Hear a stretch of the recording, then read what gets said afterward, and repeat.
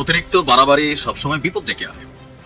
বাংলাদেশের ওয়াজের মাঠগুলোতে বিভিন্ন হুজুর আছেন যারা এই যে ওয়াজের মাঠ, সেখানে রিকশাওয়ালা, ধনী, গরিব, তারপর হচ্ছে দলমত নির্বিশেষে মানুষ টাকা দেয়। এমনকি এই হুজুররা কোটি কোটি টাকার মালিক, কিন্তু মোটা অঙ্কের 2 লাখ, 4 লাখ, 5 লাখ টাকা নিয়ে যায় 2-3 ঘন্টা ওয়াজ করে। বিএনপির যে চেয়ারপারসন আছেন, সাবেক মরহুম বেগম খালেদা জিয়ার ছোট ছেলে আরাফাত রহমান কোকোকে নিয়ে যেই কি বলা হয়েছে, বিশ্রী নোংরা ভাষায় আমির হামজা বক্তব্য দিয়েছিলেন, এটা নিয়ে সারা বাংলাদেশে ঝড় উঠেছে। কেন উঠেছে?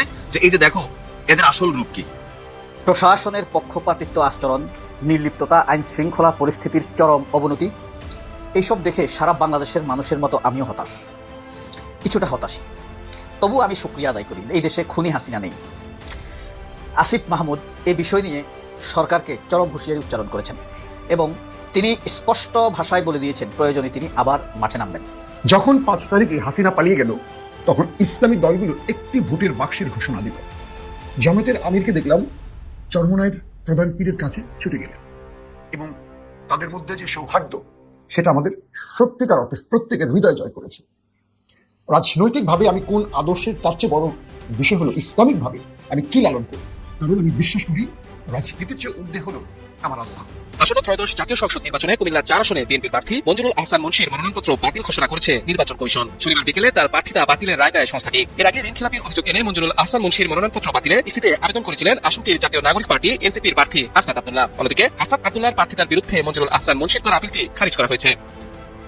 এদিকে নির্বাচনের আগেই সত্য প্রতিদ্বন্দ্বীর প্রার্থিতা বাতিলে হাসনাত আব্দুল্লাহ জয়ের দিকে এক ধাপ এগিয়ে গেলেন বলে মনে করছেন অনেকে। তবে আসনটিতে বিএনপি প্রার্থীর মনোনয়ন বাতিল হলেও বিনা প্রতিদ্বন্দ্বিতায় জয়ের সুযোগ নেই হাসনাতের। কিভাবে আমরা এই শক্তিটা অর্জন করতে পারবো? মানে আজাদি, 1 নাম্বার, একতরফা নির্ভরতা ভাঙা, মানে ডিপেন্ডেন্সি ব্রেক করা। যে রাষ্ট্র একটাই শক্তির উপরে ঝুলে থাকে সে আজাদ না, সে জিম্মি। বাংলাদেশের আজাদির প্রথম শর্ত হলো এক দেশ, এক বাজার, এক জোটের উপরে জীবন মরণ নির্ভরতা কমানো। 2 নাম্বার, সামরিক শক্তি না, কৌশলগত খরচ বাড়ানো। আমরা তো সুপার পাওয়ার হতে পারবো না, এই শক্ত তো আমাদের নাই, কিন্তু আমাদের রাষ্ট্রের নিরাপত্তা লাগবে। আমরা এমন একটা রাষ্ট্র হতে পারি যাকে আঘাত করলে খরচা বেশি পড়ে, কাফারা বেশি দিতে হয়। 3 নাম্বার হইতেছে আভ্যন্তরীণ ইনসাফ। এটা হইতেছে আন্তর্জাতিক ঢাল, সবচেয়ে গুরুত্বপূর্ণ। যে রাষ্ট্র নিজের নাগরিককে চাপে রাখে, তার উপরে চাপ দিতে বাইরের শক্তির কষ্ট লাগে না। ইরানে দেখতেছেন না, ট্রাম্প এখন হুমকি দিতেছে। এই পরিস্থিতি হইতো না যদি না তার ইরানের নিজের নাগরিকেরাই নিজের সরকারের উপরে বিলা হইতো।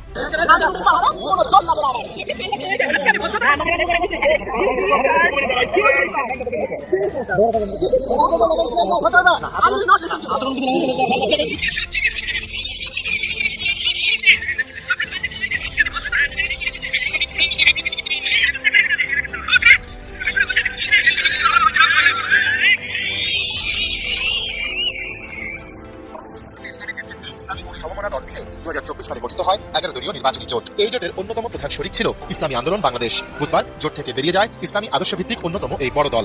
এই অবস্থায় জোট এবং নির্বাচন কেন্দ্রিক দলীয় কার্যক্রম নিয়ে জরুরি বৈঠকে বসে জামায়াতে ইসলামীর কেন্দ্রীয় নির্বাহী পরিষদ। আমিরে জামায়াত ডাক্তার শফিকুর রহমানের সভাপতিত্বে দলের মগবাজার কেন্দ্রীয় কার্যালয়ে প্রায় 10 ঘন্টা অনুষ্ঠিত হয় এই বৈঠক। দলের সহকারী সেক্রেটারি জেনারেল এহসান মাহবুব জুবায়ের জানান, ইসলামী আন্দোলনের জোটে আশা নিয়ে এখনো আশাবাদী জামায়াত। পাগলা তিতাম এটা বোঝে না, পাগলারে জিলাপি দিও না। এনসিপির মধ্যে মাফাগো অনেক সাহস। অবশ্য সাবেক ছাত্রলীগের একজন নেতা, মানে জুলাই আগস্ট অভ্যুত্থানে যিনি ছাত্রলীগের বিরুদ্ধে অবস্থান নিয়েছেন, এরপর তার জীবনটা অনেকটা আলাদিনের চেরাগের মতো বদলে গেছে। তবে এনসিপিতে যারা কানেক্টেড ছিলেন, বারবার আমার প্রতিবেদনে আমি 2টা ক্যারেক্টারের নাম বলি, তাসনিম যারা, হাসনাত আব্দুল্লাহ, এই 2জন ছাড়া বাকি একজনকে আপনি দুধের দোয়া তুলসী পাতা বলতে পারবেন না। তাসনিম যারা এবং হাসনাত আব্দুল্লাহ 190% দুধের দোয়া তুলসী পাতা টাইপের ক্যারেক্টার বলে আমার ব্যক্তিগতভাবে মনে হয়। দেখেন, আমি এনসিপি কে সাপোর্ট করি না, ব্যক্তিগতভাবে আমি এনসিপির রাজনীতি, মতাদর্শ, সিস্টেম পুরোই ভালো লাগে না, তবে হাসনাত আব্দুল্লাহ ভালো লাগে। তারেক রহমানকে ছাড়া বিপ্লব হইল না একটা, ওনাকে ছাড়া দেশ বাঁচবে না, রাষ্ট্র বাঁচবে না, এটা একটা কথা। তাকে বাংলাদেশের রাজনীতিতে অপরিহার্য প্রতীকে পরিণত করা হয়েছে। তারেক রহমানের রাজনৈতিক শক্তি যেদিন থেকে তারেক রহমানকে রাজনীতিতে অপরিহার্য প্রতীকে পরিণত করা হয়েছে, তারেক রহমানের রাজনৈতিক শক্তি সেদিনই শূন্য হয়ে গেছে। ইসলামী আন্দোলন বাংলাদেশ পড়ে আছে জামাতের পেছনে, এখন জামাতের আকীদা নিয়ে ঘাটাঘাটি করছে। 70 সিটের বিনিময়ে জামাতের আকীদা খারাপ। এখন মেয়র হক নিয়ে কথা বলছে, তারা মেয়র হক নিয়ে আমাকেও থ্রেট দিচ্ছে। একজনে বলছে যে মেয়র হক, সাহাবীদের মেয়র হক মানে না, সে কাফের। আরেকজনে বলছে শালা তুই চরমনায়ের বিরুদ্ধে বলিস, তুই কাফের। মানে এইভাবে তারা বলছে, হোয়াট এভার। এটা তাদের ওভারঅল একটা চরিত্র। কিন্তু 70 সিট দিলে কিন্তু সব ঠিক ছিল। এই জায়গায় দেখেন, এই এলিট একটা বংশের নতুন জন্ম নিয়েছে তো, যারা বলে দেখেন না, আরে ওই রাজমিস্ত্রির পোলা কেমনি আবার সংসদে যাইতে চায়, রাজমিস্ত্রির পোলা কি আমার লেভেলের, ও আবার এমপি হইতে চায়। দেখেন, আজকে তো শুনছেন আপনারা, ওই যে এলিট এইভাবে কথা বলছিল, সেই এলিট কিন্তু এখন নির্বাচনই করতে পারতেছে না। কারণ উনি এই যে নির্বাচনে ঋণ খেলাপি, এটাই প্রথম না, 2001 থেকে উনি এই ধরনের নাটক করে আসতেছিল। যখনই নির্বাচন আসে তখনই এটা আসলে ওয়াজ করে নাকি রাজনৈতিক বক্তব্য দেয়। তো রাজনৈতিক বক্তব্য যে সকল হুজুর আছে আওয়ামী লীগ সরকারের সময়ও তাদের অনেকে কিন্তু গ্রেপ্তার করা হয়েছিল। এর মধ্যে আমির হামজা একজন, যিনি রাজনীতির মাঠকে ব্যবহার করেন, মানে ওয়াজের মাঠকে ব্যবহার করেন রাজনীতির মাঠ হিসাবে। আর যখন যেই সরকার ক্ষমতায় থাকে সেই সরকারকে তিনি চাটেন, মনে মনে লালা ঝরে রাশমিকার জন্য রাগ হইতে পারেন, কিন্তু বিশেষ করে আমি তো অনেক ওয়াজি আছে, কারণ আমির হামজাকে নিয়ে কথা বলি, কারণ আগাগোড়া উনি বহুত আগে এক লোকের মুসলমান বানাইয়া, খেয়াল আছে নিশ্চয়ই আপনাদের, যে পরে ধরা খাইলো, যেটা একটা সেটআপ ছিল। কেন এগুলো আপনারা করবেন মানুষের সামনে, মানে বিভ্রান্ত কেন করবেন? তো সর্বশেষ বিএনপির যে চেয়ারপারসন আছেন, সাবেক মরহুম বেগম খালেদা জিয়ার ছোট ছেলে আরাফাত রহমান কোকোকে নিয়ে যেই মানে কি বলা হয়েছে, বিশ্রী নোংরা ভাষায় আমির হামজা বক্তব্য দিয়েছিলেন, এটা নিয়ে সারা বাংলাদেশে ঝড় উঠেছে। কেন উঠেছে? যে এই যে দেখো এদের আসল রূপ কি। এরপরে যদিও তিনি বিষয়টির জন্য ক্ষমা চেয়েছেন, তিনি বলছেন স্লিপ অফ টাং, ওনার টাং এটা মানে বেশি লড়ে চড়ে, কখনো রাশমিকারে তিনি স্লিপ অফ টাঙে নেন, কখনো কোকো সাহেবের নেন, কখনো পুরা সদ্য গোষ্ঠী খানদান আওয়ামী লীগের জন্য নেন, শেখ হাসিনার জন্য দোয়া করেন। মানে যখন যেই সরকার থাকে সেই সরকারকে স্লিপ অফ টাং এর মাধ্যমে তিনি ব্যবহার করেন, পরে সরকার পরিবর্তন হলে বাটে বললে বলেন স্লিপ অফ টাং। আপনি তো একজন হুজুর, তাই না? একজন মৃত ব্যক্তিকে নিয়ে কখনো কোনো কথা বলা কি জায়েজ? জায়েজ তো না হুজুর। এখন এই যে কথাবার্তা বলছে, দিন শেষে মামলা তো খেয়ে ফেলছে, যে কোনো সময় গ্রেপ্তারও হইতে পারে। এমনকি কারে নিয়ে কথাটা বলছেন, তিনি কত নোংরা ভাষায় কথা বলছেন। সুতরাং বিএনপি যারা করে, যারা করেও না, তাদেরও তো এটা গায়ে লাগছে। যখন আলেম থেকে একজন সাধারণ মানুষ বলতে পারে, আলেম তো ভাই এই ভাষায় কথা বলতে পারে না। আর এই কারণে গতকালকে কুষ্টিয়া কোর্টে এই আমির হামজার বিরুদ্ধে ইসলামী বিশ্ববিদ্যালয়ের ছাত্র দলের যুগ্ম আহ্বায়ক সুলাইমান চৌধুরী সাহেব একটা ফৌজদারি মামলা দায়ের করেছেন, যেটা হচ্ছে মানহানির অভিযোগে। এছাড়া বলা হয়েছে সামাজিক যোগাযোগ মাধ্যমে ছড়িয়ে পড়া একাধিক ভিডিওতে আমির হামজা ওয়াজ মাহফিলে বক্তব্য দেওয়ার সময় সাবেক প্রধানমন্ত্রী মরহুম বেগম খালেদা জিয়ার কনিষ্ঠ পুত্র মরহুম আরাফাত রহমান কোকোর নাম ব্যঙ্গাত্মকভাবে বিকৃত করে অবমাননাকর শব্দ ব্যবহার করেছেন। একই সঙ্গে বিগত সরকারে আওয়ামী সরকারের আমলে বেগম খালেদা জিয়ার কারাবাস প্রসঙ্গেও বিদ্রুপাত্মক এবং কুরুচিপূর্ণ মন্তব্য করেছেন। বাদী অভিযোগ করেন, গত 16 জানুয়ারি বিকেলে ইসলামী বিশ্ববিদ্যালয়ের লালন শাহ হল এলাকায় অবস্থানকালে তিনি সামাজিক যোগাযোগ মাধ্যমে এ সকল ভিডিও দেখেন। আসামির এমন বক্তব্য মরহুম আরাফাত রহমান কোকো, মরহুম বেগম খালেদা জিয়া এবং তাদের পরিবারের সম্মান এবং মর্যাদা ক্ষুণ্ণ করেছে, যা দণ্ডবিধির 500, 501, 502 ধারা অনুযায়ী শাস্তিযোগ্য অপরাধ। আবেদনে আসামির বিরুদ্ধে সমন অথবা গ্রেফতারি পরোয়ানা জারির প্রার্থনা জানানো হয়েছে। এ বিষয়ে বাদী বলছেন যে এটি কোনো ব্যক্তিগত আক্রোশ বা রাজনৈতিক প্রতিহিংসার মামলা নয়। একজন মৃত মানুষ এবং সাবেক প্রধানমন্ত্রীর বিরুদ্ধে, মানে বেগম খালেদা জিয়ার বিরুদ্ধে একজন ওয়াজি তিনি যেই ভাষা ব্যবহার করেছেন, এটা আসলে কখনোই মেনে নেওয়ার মতো না, যার কারণে তিনি মামলাটি করেছেন। অপরদিকে আমির হামজার সাথে যোগাযোগের চেষ্টা করা হলে তিনি আসলে ফোন ধরেননি। যেহেতু তিনি এখন জামাতের বলয়ে আছেন, জামাতেরও প্রশাসনিকভাবে খুব শক্ত অবস্থান আছে, ভালো আইনজীবী আছে, হয়তো তিনি গ্রেফতার হবেন না। কিন্তু আমি বরাবরই বলি, জামাতের কিছু সিলেকশন খুবই নেগেটিভ, খুবই, বিশেষ করে এই ওয়াজি ব্যবসায়ী যারা আছে, এরা তো ওয়াজ করে পয়সা কামায়। আপনি দেখেন এক একজন কোটি কোটি টাকার মালিক এই ওয়াজ করে। আমরা হকিন্নি ভিক্ষুক রিক্সাওয়ালা 10 টাকা 5 টাকা দেই, এই টাকাটা খায় কে? একটা বড় অংশ খাই হুজুররা। আর যখন রাজনীতির, মানে ভাই আপনি রাজনীতি করবেন, এখন রাজনীতির মাঠে আপনি বলেন সেটা নিয়ে দল হিসাবে ডিফেন্ড করবে, কিন্তু ওয়াজের মাঠকে রাজনীতির কাছে ব্যবহার করার কোনো সুযোগ নেই। এটা একটা ট্রেন্ড কিন্তু এখন চালু হয়েছে, এটা বন্ধ হওয়া দরকার। ভালো থাকুন। প্রশাসনের পক্ষপাতিত্ব আচরণ, নির্লিপ্ততা, আইন শৃঙ্খলা পরিস্থিতির চরম অবনতি, এইসব দেখে সারা বাংলাদেশের মানুষের মতো আমিও হতাশ, কিছুটা হতাশই। তবু আমি শুকরিয়া আদায় করি, এই দেশে খুনি হাসিনা নেই। আসিফ মাহমুদ এই বিষয় নিয়ে সরকারকে চরম হুঁশিয়ারি উচ্চারণ করেছেন এবং তিনি স্পষ্ট ভাষায় বলে দিয়েছেন প্রয়োজনে তিনি আবার মাঠে নামবেন। আপনাদেরকে প্রায় আমি গত 15 দিন যাবৎ বলে আসছি, নির্বাচনের সামনে আর যতদিন আছে ততদিনের পট পরিবর্তন হবে। ধরেন আজকে হলো 18 তারিখ, আর আছে 23 দিন, 24তম দিনে ইলেকশন, 24 দিন, 25তম দিনে ইলেকশন। এই 25-24 দিনে 24 বছরের পট পরিবর্তন হবে, বলছিলাম না? এরকম 48 দিনে 48 দিনের পট পরিবর্তন হবে। এই যে দেখেন, বাংলাদেশের সুপ্রিম কোর্টের অ্যাটর্নি জেনারেল, চুক্তিভিত্তিক সর্বোচ্চ আইন কর্মকর্তা যাকে বলা হয়, আসাদুজ্জামান, আগে ছাত্র ইউনিয়ন করতো, প্রথম আলোর সম্পাদক মতিউর রহমান যেই দল করতো, এই ছাত্র ইউনিয়নের সভাপতি ছিল। এই শয়তানকে সুপ্রিম কোর্টের অ্যাটর্নি জেনারেল নিয়োগ দিছে আসিফ নজরুল, বিএনপির পরামর্শে। বিএনপি পন্থী ছাত্রদল করা কোনো লোকই ছিল না। এই লোকটি নির্বাচনী প্রচারণা চালাতে গিয়ে অতি আবেগে আওয়ামী লীগকে খুশি করতে গিয়ে বলে ফেলেছে, জামাত চেয়েছিল আইনিভাবে আওয়ামী লীগকে নিষিদ্ধ করতে, আমরা আদর্শকে নিষিদ্ধ করতে দিতে পারি না, আমি এটা হতে দেইনি। সে স্পষ্টভাবে এই কথা বলেছে। আপনারা কি শুনেছেন? এই ক্রিমিনাল দাগ, বলছি না মুখোশ খুলে যাবে, এদের মুখোশ খুলে যাচ্ছে। আসিফ নজরুলের তো মুখোশ আরেকটু খুলবে, শার্ট বেল্ট পর্যন্ত আসছে তার, বাকিটাও খুলবে। আমি বললাম না, আস্তে আস্তে বহুত মুখোশ খুলে যাবে। শুধু আর 5-7টা দিন অপেক্ষা করেন, তারেক রহমানের মুখ থেকে কি বেরোয় তখন বুঝতে পারবেন। তারেক রহমানের এখনই ভয় হচ্ছে বিএনপিকে কখন কেউ কি নিষিদ্ধ করে দিতে পারে কিনা। এখনই ভয় পাচ্ছে। তাহলে এরকম একটা চ্যালেঞ্জহীন মানুষ, যে মানুষটি চ্যালেঞ্জ নিতে পারে না, অবশ্যই তিনি একজন ভদ্রলোক, কিন্তু জাতির জন্য আপনাকে চ্যালেঞ্জ নিতে হবে, ঝুঁকি নিতে হবে। যিনি চ্যালেঞ্জ দিতে পারে না তিনি আমাদের জন্য খুব বেশি বড় কিছু করতে পারবেন বলে মনে হয় না, কারণ তিনি মানসিকভাবে পরাধীন। সম্প্রতি হাসনাত আব্দুল্লাহর আরেকটি রেগুলেটরি অ্যাটিটিউড দেখেছেন, বিপ্লবী অ্যাটিটিউড। হ্যাঁ, এই যে আব্দুল আওয়াল মিন্টুর সাথে, আব্দুল আওয়াল মিন্টু দুই দেশের নাগরিক, তখন প্রতিবাদ করেছিল যে দ্বৈত নাগরিক হলে তো আপনি নির্বাচন করতে পারবেন না, আগে আমাদের দেশের নাগরিক হন, তারপরে আমাদের ভোট চাইেন।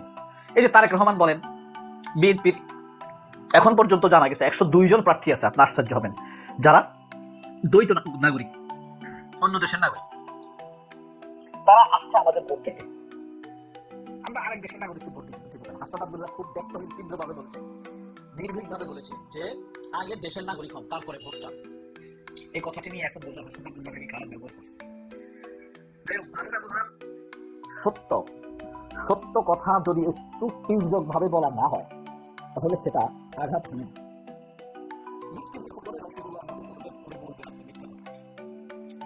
সত্যের চাইতে বেশি মিষ্টি মনে হয়, সাময়িকভাবে হইলে আপনি জিততে পারবেন, কিন্তু সত্যকে সবসময় নির্জলা ইন্দ্রাণী সেনের মতো বলাই ভালো।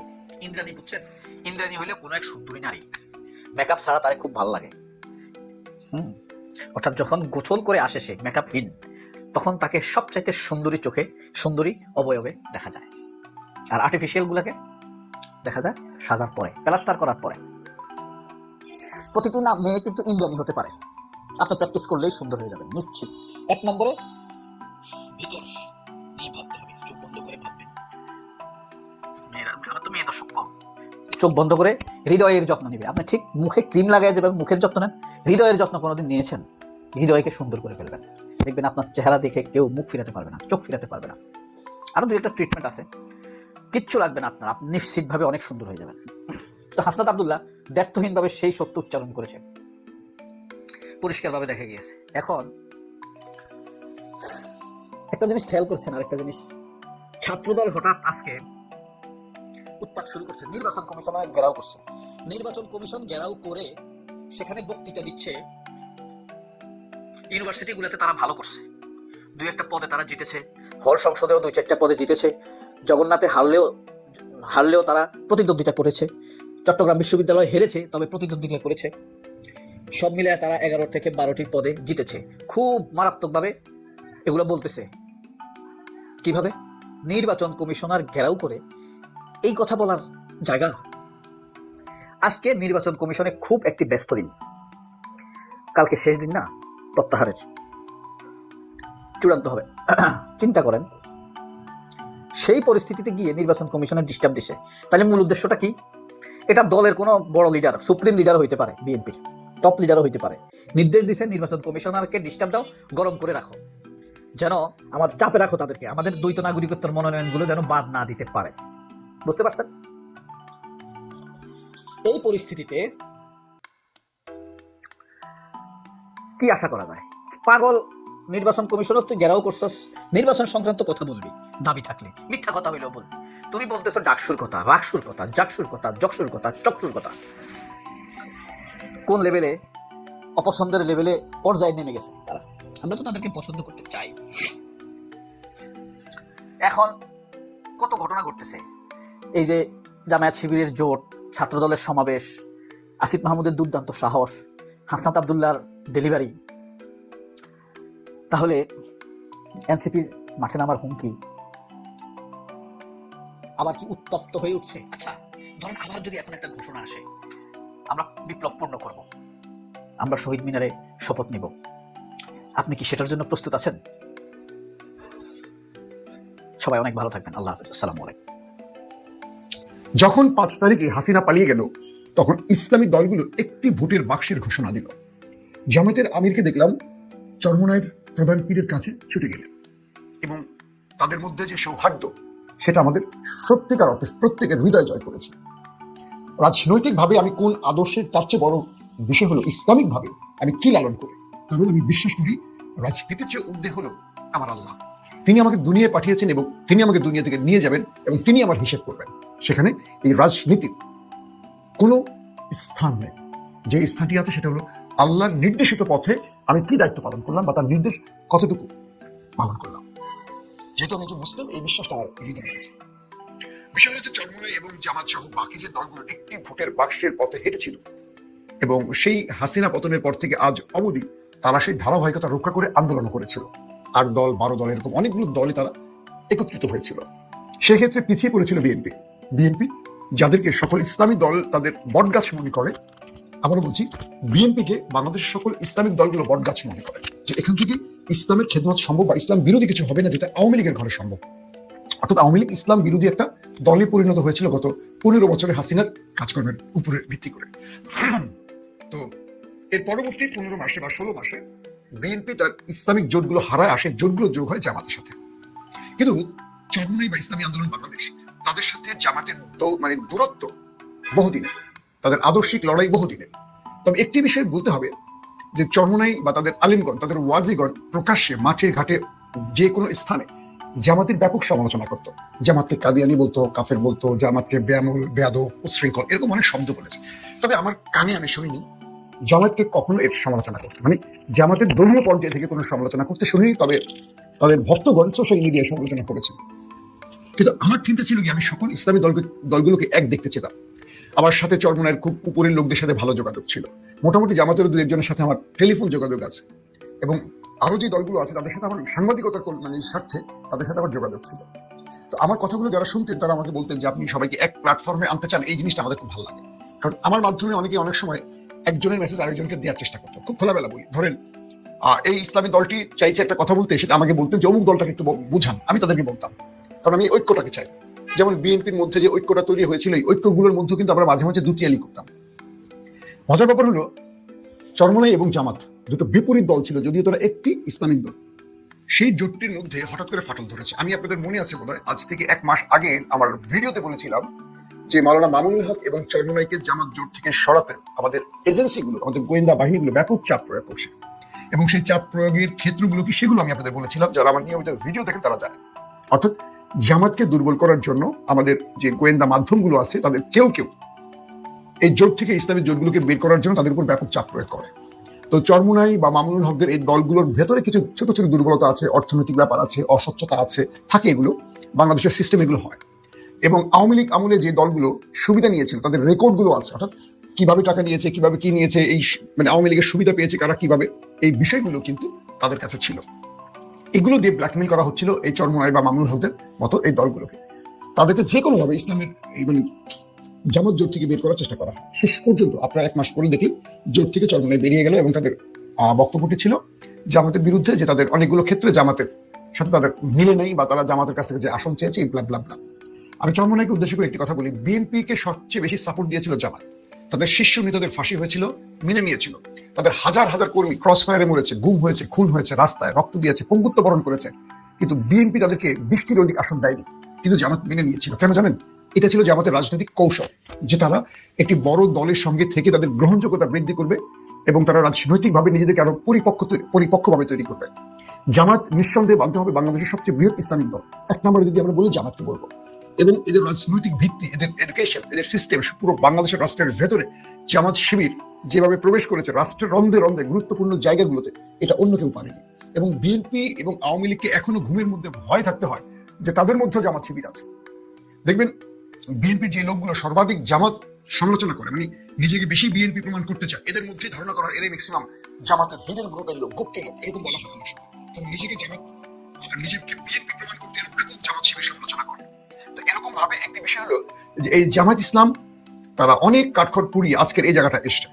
চরমনাই যদি এই জোটে থেকে একটি ভোটের বাক্সের এই বাস্তবায়নটি করতে পারতো, রাজনৈতিকভাবে তাদের গ্রহণযোগ্যতা আরো বাড়তো, মানুষের কাছে তাদের অবস্থান আরো দৃঢ় হতো।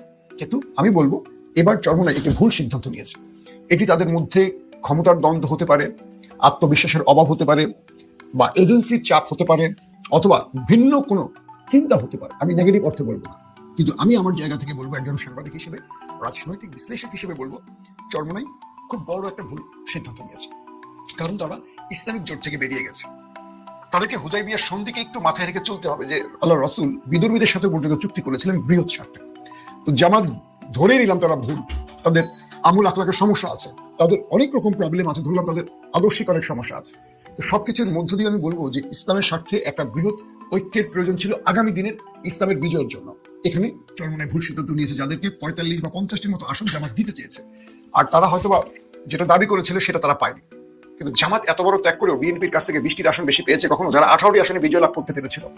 পুরো বাংলাদেশে যাদের শক্তিশালী নেটওয়ার্ক আছে, তারপরে বিএনপির কাছে তারা বা জোট ভেঙে বেরিয়ে আসেনি, তারা ঠিক মতো সেই বিএনপির জোটই থাকছে আজকের জামাত তৈরি হওয়ার জন্য। অর্থাৎ সেই সময়টা তারা যা করছে আজকের জামাত তৈরি হওয়ার জন্য। আজকে জামাত বিএনপিকে দেখেন ভালো টাফ টাইম দিচ্ছে, এত বড় একটা দলকে 3বার ক্ষমতা এসেছে যে দলটি, শহীদ জিয়া এবং বেগম জিয়ার দলকে জামাত টাফ টাইম দিচ্ছে। বিএনপির ঘাম ছুটে যাচ্ছে জামাতের কাছে লড়াই করতে গিয়ে। কেন কেন এর উত্তরটা হলো জামাত কৌশলে আজকের এখানে আসছে। বাংলাদেশের প্রত্যেকটা বিশ্ববিদ্যালয় তাদের দখলে। জগন্নাথ বিশ্ববিদ্যালয়ের মধ্যে বিশ্ববিদ্যালয়ের শিবির বিজয়ী হয়েছে, সবাই মিলে শিবিরকে ট্যাকেল করতে পারে। বুঝতে পেরেছেন? আমি মনে করি চরমনাইয়ের ভাইয়েরা একটা ভুল সিদ্ধান্ত নিয়েছেন। আমি সবাইকে ভালোবাসি, চরমনাই আমার হৃদয়ের ভাই, তারা, আমি কখনো তাদের বিরুদ্ধে কথা বলি না, আপনারা খেয়াল করেছেন। কিন্তু এই ঐক্যটা ভেঙে যাওয়া আমি খুব আহত হয়েছে। এবং আমি দেখলাম যে জামাত কখনো চরমনাই এত বিরোধিতা করেছে, সারা জীবন তাদের বক্তব্যের এগেনস্টে জামাতের কোনো নেতারা মুখ খোলেনি, একদম চুপ, তারা তাদের সকল বক্তব্য হজম করেছে। এবার দেখলাম চরমনাই গতকালকে যে বক্তব্য দিল তার এগেনস্টে জামাতও জবাব দিয়েছে। অর্থাৎ জামাত তার বক্তব্য স্পষ্ট করে দিয়েছে যে কোথায় কার ভুলটা হয়েছে। দর্শক, প্রশ্ন হলো জামাত কি ভুল সিদ্ধান্ত নিচ্ছে? এই প্রশ্ন আমি 3টা বিষয় আলাপ করবো, একটি বিষয় আপাতত এখানে ব্রেক দিলাম। দ্বিতীয় যেটি, জামাত কি ভুল সিদ্ধান্ত নিচ্ছে? জামাত তার অনেক সম্ভাবনাময় প্রার্থীকে জোটের কাছে তুলে দিচ্ছে। এর মধ্যে ভোলা 2 একটি আসন, আমাকে ভোলা থেকে অনেকে ফোন করেছেন যে ভাই এই কথাগুলো আপনার ভিডিওতে বলবেন। তো ভোলা 2 আসন বুরহানুদ্দিন দৌলত খাঁকে নিয়ে, বুরহানুদ্দিন দৌলত খা, এটা হলো ভোলা 2 আসন। এখানে সাবেক এমপি ছিলেন আওয়ামী লীগের আলী আজম মুকুল তোফায়েল আহমেদের ভাতিজা, এবং এটিকে বলা হয় আওয়ামী লীগের ঘাঁটি। এর আগে অর্থাৎ আওয়ামী লীগের 15 বছরের টার্মের আগে এখানে ছিলেন আরেকজন তুমুল জনপ্রিয় নেতা হাফিজ ইব্রাহিম, এবং তিনি এই ভোলা 2কে একটা ভঙ্গুর জায়গা থেকে একটা উন্নত কি বলবো জায়গা, মানে ভোলার 2কে উন্নত করেছেন এই হাফিজ ইব্রাহিম। আমার মনে আছে যে হাফিজ ইব্রাহিম যখন প্রথম এমপি হন, ভোলাতে প্রতিটি বাড়ির জন্য একটি কল নির্ধারণ করেছিলেন, যে মানে বাড়ির পাশে অর্থাৎ 1-2 বাড়ির জন্য একটা বাঁশের সাঁকো, সেখানে তিনি ব্রিজ করে দিয়েছিলেন। ব্যাপক উন্নয়নের কাজ করেছিলেন হাফিজ ইব্রাহিম। তবে তাকে নিয়েও এখন অনেক রকম প্রশ্ন তুলছে, রাজনীতিতে প্রশ্ন থাকবেই। সেই হাফিজ ইব্রাহিমের অঞ্চলে এবার জামাতের একজন ডাকসাইটের নেতা, দীর্ঘদিনের জামাতের পরীক্ষিত নেতা, জামাতের সাবেক ভোলার আমির, বর্তমান বোধ হয় জামাতের কেন্দ্রীয় পর্যায়ের কোনো নেতা, মাওলানা ফজলুল করিম, তিনি দাঁড়িয়েছেন এবং তিনি এই অঞ্চলে ব্যাপক কাজ করেছেন। কাজ মানে রাজনৈতিক বা জামাতের প্রচারণায় কাজ করেছেন। বলা হচ্ছে যে এই আসনে হাফিজ ইব্রাহিমকে তিনিও টাফ টাইম দিচ্ছেন, এবং মানুষের মধ্যে একটা বেশ মানে কি বলবো যে হাড্ডাহাড্ডি লড়াই যে আভাস পাওয়া যাচ্ছে। কিন্তু হঠাৎ করে শোনা গেছে এখানে এলডিপির একজনকে জামাত দিচ্ছে, তাদের জোটের অর্থাৎ ফজলুল করিমকে বিক্রি করে দিয়ে বা তাকে বসিয়ে দিয়ে একজন জোটের প্রার্থীকে দিচ্ছে, যাকে এলাকার মানুষ সর্বোচ্চ 2000 মানুষও চেনে না। অর্থাৎ এই খবরটি যখন চাউর হলো তখন দেখলাম যে বিএনপি শিবিরেও বেশ আনন্দ, এবং মানে তাদের মধ্যে একটা আনন্দ, তারা বিজয়ের স্বাদ পাচ্ছে। কারণ যদি ভোলা 2 আসনে জামাতের ফজলুল করিমকে রাখা হয়, হাফিজ ইব্রাহিম এবং ফজলুল করিমের মধ্যে একটা হাড্ডাহাড্ডি লড়াই হবে। শেষ বিজয় কে হাসবে বলা এখনই মুশকিল। আর যদি মাওলানা ফজলুল করিমকে এখান থেকে বসিয়ে দেওয়া হয়, তাহলে অনায়াসে নির্বাচনের আগেই আমরা ফলাফল বলে দিতে পারি হাফিজ ইব্রাহিম। তো এটির জন্য ভোলার জনগণের মধ্যে আমি দেখলাম যে প্রচুর লেখালেখি হচ্ছে সোশ্যাল মিডিয়ায়, গণমাধ্যমে, এবং জামাতের শীর্ষ পর্যায়ে এগুলো নিয়ে ব্যাপক আলোচনাও হচ্ছে। যে ভোলার মানুষ জামাতের কাছে আবেদনও করছে যে একজন বিজয়ী প্রার্থীকে একজন পরাজিত ব্যক্তির কাছে বা অচেনা ব্যক্তির কাছে বিক্রি করা জামাতের কোন কৌশল। তো এই ব্যাপারে ডক্টর আব্দুল্লাহ মোহাম্মদ তাহেরের একটি বার্তার জন্য আমি কোনোভাবেই তার কাছে একটি বার্তা পাঠালাম যে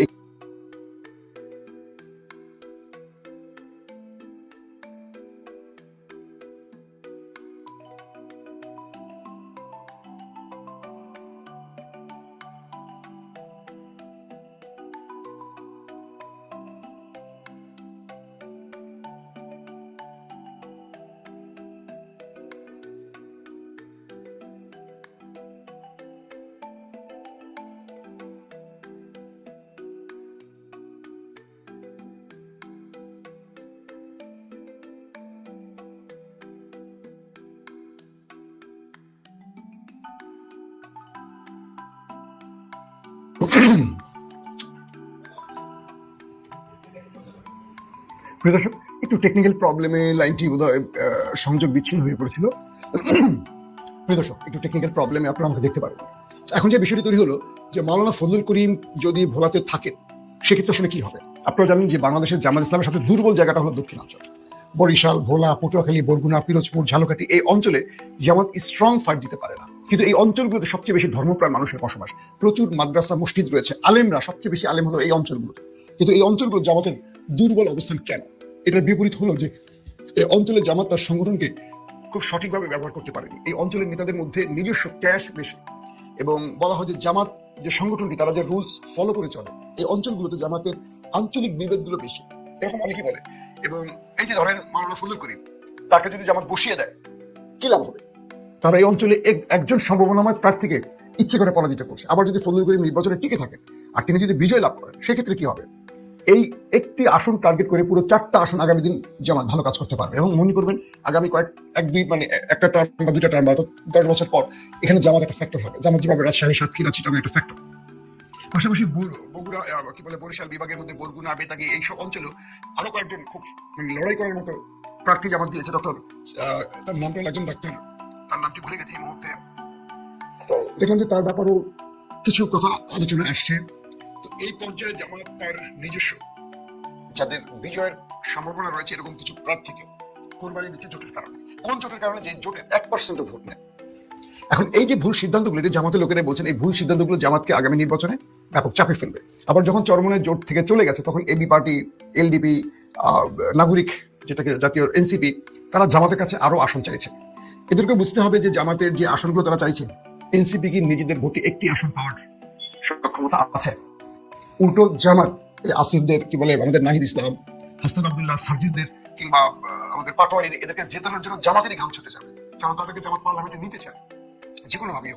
তো পুরো দায়িত্বটা জামাত তাদেরকে নিয়ে ঘাড়ে নিয়ে জামাত তাদের এই নির্বাচনী বৈতরণী পার হতে চায়। তাহলে জামাতের দুর্বল জায়গাগুলোতে সফল ব্যক্তিদেরকে জামাত এভাবে কোরবানি দিবে কিনা, এটা নিয়েও প্রশ্ন উঠেছে। দর্শক, আসলে বিএনপির প্রসঙ্গ। বিএনপির তারেক রহমান বাংলাদেশে আসার পর রাজনীতিতে একটা সুবাতাস বইছে। যে বিএনপির প্রতিটা মুহূর্তে আমাদের মনে হচ্ছে তারা ভুল সিদ্ধান্ত নিচ্ছে, অনেক ভুল কাজ হচ্ছে, অনেক ভুল কথা বলছে। তারেক রহমান বাংলাদেশে পা রাখার পর বিএনপির ন্যারেটিভ পুরোপুরি পাল্টে গেছে। এবং ইন্টারেস্টিং ব্যাপার, তারেক রহমান খুব কম কথা বলছেন, খেয়াল করবেন। তিনি প্রত্যেকটি জায়গায় ওইটুকু কথা বলছেন যেটুকু তার প্রয়োজন মনে করেন। তিনি ঠিক তার মায়ের মতো অল্প কথা বলেন, তিনি ঠিক কাজটা করছেন এই মুহূর্তে, কথাটা কম বলছেন। আবার তারেক রহমান দেশে আসা অতি কথনের রাজনীতিটা বন্ধ হয়ে গেছে বিএনপির ভিতর থেকে। যারা প্রতিদিন টকশোতে বসে অমুকের বিরুদ্ধে তমুকের বিরুদ্ধে এটা সেটা বলে বিএনপিকে পচাতে প্রতিদিন বিএনপি নেতারা কথা বলতেন আর ভোট কমে যেত, সেই সব নেতারা কিন্তু এখন আস্তে আস্তে চুপ হয়ে গেছে। দেখেন আপনারা, এখন পুরো রাজনীতির ক্রিজে, মানে বিএনপির রাজনীতির ক্রিজে অধিনায়কের জায়গাটা তারেক রহমান বসার কারণে বিএনপি একটা দুর্দান্ত ভালো মুডে আছে। এবং বলা যাচ্ছে যে তারেক রহমান আসার কারণে বাংলাদেশের রাজনীতিতে বিএনপির একটা কি বলবো উত্থান, যে উত্থানটাকে আমরা গত 16 বছরে দেখিনি, সেটা একটা ভালো গতিতে এগিয়ে চলছে। তারেক রহমান মূল কাজটি করছেন খুব ঠান্ডা মাথায়। তিনি জামাতের ত্রুটিগুলোকে তার জায়গাতে ধরেন চিন্তা করছেন যে জামাতের কোন কোন জায়গায় ত্রুটিগুলো আছে, সেই ত্রুটিগুলোতে তিনি তার টিমকে দিয়ে কাজ শুরু করেছেন, কিন্তু কথা বলছেন না, আলোচনা থাকছেন না। তিনি পুরো বিষয়টিকে এইভাবে দেখাচ্ছেন জাতির কাছে যে তোমরা বিএনপিতে আস্থা রেখেছিলে বিগত সময়, এখনো রাখতে পারো, কারণ জিয়া পরিবারের সদস্য আমি। শহীদ প্রেসিডেন্ট বা বেগম জিয়া যেভাবে দেশটাকে আগলে রেখেছেন তার সন্তানের মতো, আমি তার সন্তান হিসেবে এটুকু বলতে পারি আমি সেই পথে হাঁটবো। আমরা দেখি যেখানে তারেক রহমান যাচ্ছেন অতিরিক্ত চামচামি পছন্দ করছেন না। তিনি যেখানে যাচ্ছেন মির্জা ফখরুলের মতো একজন ব্যক্তি, বয়োজ্যেষ্ঠ রাজনীতিবিদ, উঠে দাঁড়িয়ে তাকে সম্মান করছেন। কেউ তার পাশে উঠতে গেছে, তিনি সরে যাচ্ছেন। দেখি না বিরল, শেখ হাসিনাকে সর্বোচ্চ তেল দানকারী মন্ত্রী হয়ে যায়। শেখ হাসিনার পক্ষে যিনি যত বেশি স্তুতি গিয়েছেন তিনি বড় পদ পেয়েছেন, কিন্তু তারেক রহমান তার উল্টো গতিতে এগুচ্ছেন। অনেকেই বলছে যে জামাত ইসলামের একটি দুঃখ, তাদের দলে একজন তারেক রহমান নেই। আর বিএনপির অনেকে বলছেন বিএনপির দুঃখ, জামাতের মতো শৃঙ্খলিত একটি বাহিনী বিএনপিতে নেই। আপনারা কি আমার সাথে একমত কিনা জানি না, কথাটা আবারও বলছি। জামাতের দুঃখ, তাদের একজন সেলিব্রিটি তারেক রহমান নেই, যাকে মানুষ তাকিয়ে থাকে আইকন হিসেবে। আর বিএনপির দুঃখ যে তাদের দলে তারেক রহমান আছে, কিন্তু এটা জামাতের মতো শৃঙ্খলাপূর্ণ পাওয়ারফুল একটি কর্মী বাহিনী নেই। জামাতের সম্পদটা হলো এই কর্মী বাহিনী, যারা এক ইশারায় চলে। আর বিএনপির সম্পদ হলো শহীদ প্রেসিডেন্ট জিয়াউর রহমানের পর, বেগম জিয়ার পর আজকে তারেক রহমান। এবং দেখবেন নির্বাচন আসার আগ পর্যন্ত তিনি